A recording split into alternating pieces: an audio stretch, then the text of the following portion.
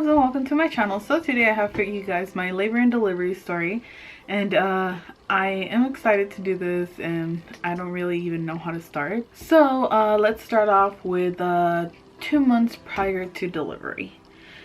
So they checked how baby Maggie was positioned, and she should have been already getting into the position to be able to have a natural birth.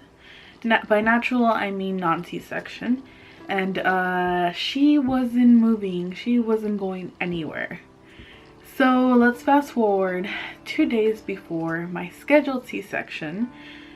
She was still breached, so basically her head was up here and her legs were up here. It's crazy, but when she was born, her little legs were twisted to the top. It was really scary. They had to check to make sure her little waist was okay and everything. Day of the C-section. It was for 6 a.m. The day before that, we were getting everything ready for her. We were painting my room still because we moved in for a little bit with my parents so my mom can help me out with the baby. And we were painting my old room. We went to sleep at 4:30 a.m. that day and woke up at 5:30. So guess who made it in with us? Maggie. This is Maggie, and she's sleeping right now. Or sort of sleeping. She's moving around. But yeah, so we woke up at 5:30. We go in there, and honestly, I was nervous. Like, throughout, like, when I knew I was going to be scheduled for a C-section, I was really nervous, to be honest.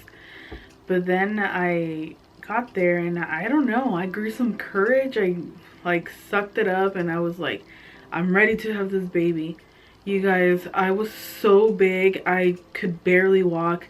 I was induced on my 39th week, and when I got there, they checked for contractions, and my contractions were ridiculously big. And I honestly didn't really feel them. I just felt like little cramps here and there. But I guess according to them, my contractions were really, really big. So no matter what, Maggie was going to be coming pretty soon. If it wasn't that day, it was going to be the day after. But it wasn't going to be a natural birth, especially because she was a big baby. Well, she is a big baby.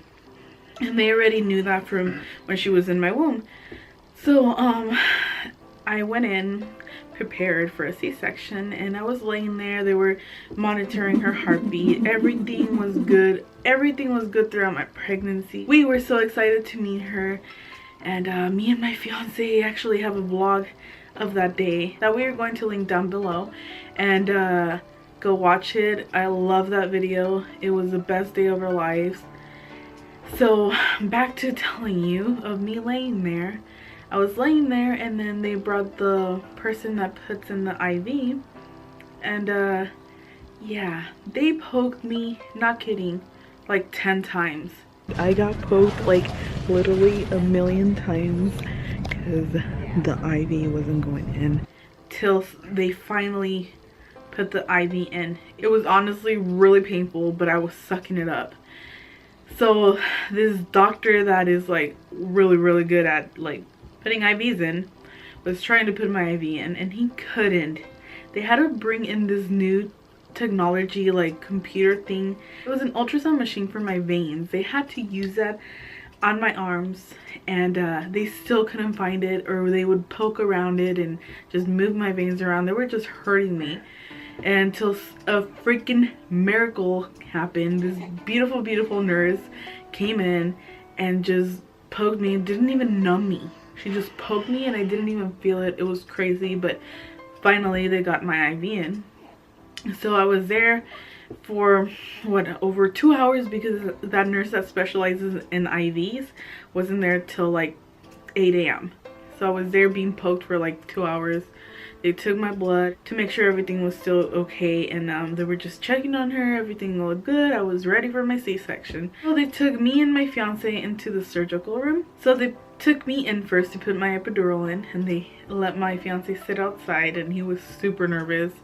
And I was in there, and it was painful. I'm not gonna lie, it was painful.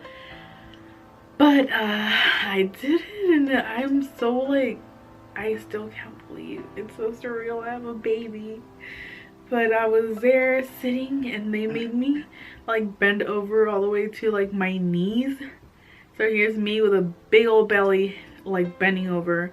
Like a lot of girls say they like lay down and do that to them, and I was like, nope, I was sitting. So I was hugging a nurse, like my face was like in her boobs, and they're like, don't clinch or nothing because then the epidural won't work or it'll go to a different place.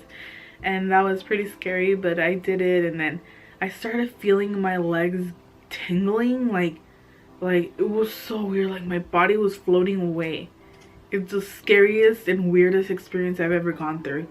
And then I felt like super heavy, like I was gonna fall, like just half of my body though. So they brought my legs up, and I started shaking like no other. I don't know what it is. I think it's the epidural, what's in it, or the pain meds or something.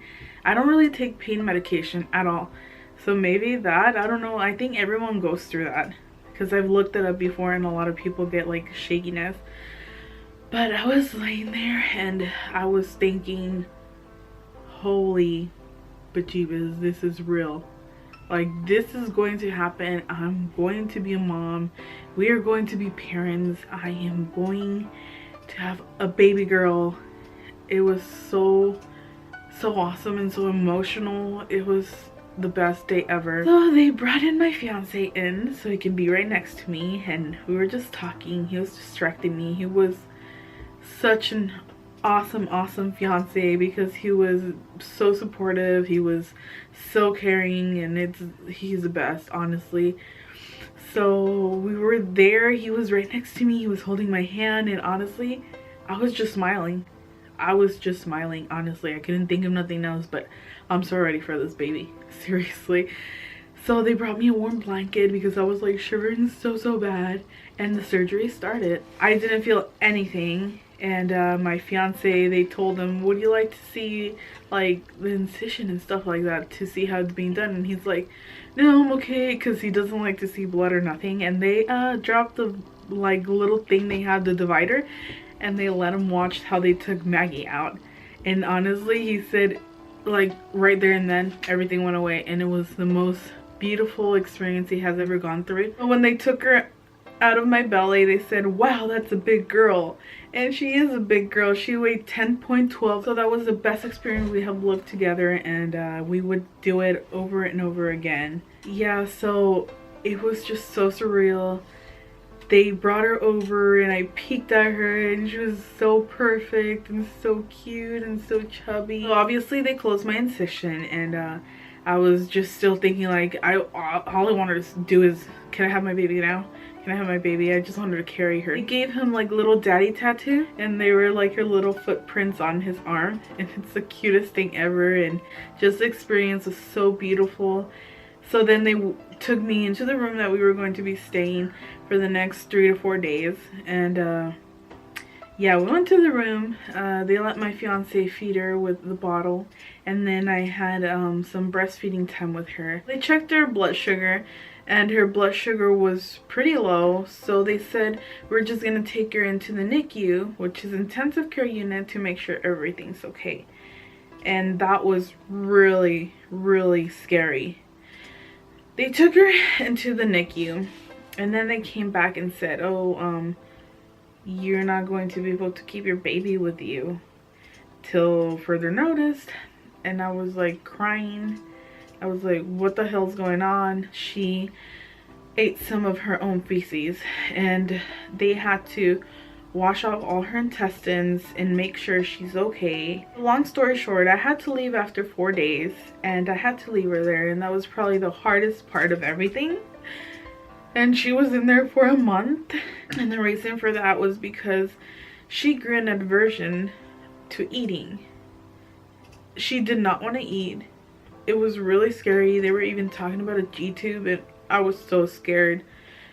But she learned how to eat after a month, and their final analysis was that she has reflux. So what that is that it's not really like an adult when you have acid reflux, but as a baby you get the same thing, but in a different way. I don't really even know really how to explain it to you guys, but she has acid reflux, and we have to be giving her like a little bit of medication for her acid reflux, and that's helping her eat, that's helping her feel better, and everything's so much better now. And we are so happy and thankful that we finally have her home. If I had to do it all over again, I would definitely do it. And I know it's scary if you hear you're going to have a C-section, and if you're having a C-section, trust me, I was like you. I was thinking every day, I was crying, like, I'm so scared. It's not a big deal, honestly. It isn't, it's not. It's just the part after. Like, after, it's the hardest part because it's really hard to move around. It's painful and everything, but I didn't even take like really strong pain pills. I took Tylenol, just regular Tylenol, and I was okay with it. Maybe I can tolerate pain better than others, but honestly, don't even sweat it. It's okay, you're gonna be okay. It's beautiful at the end. It's worth it. It's just an awesome experience you go through, and honestly, I healed so freaking quick.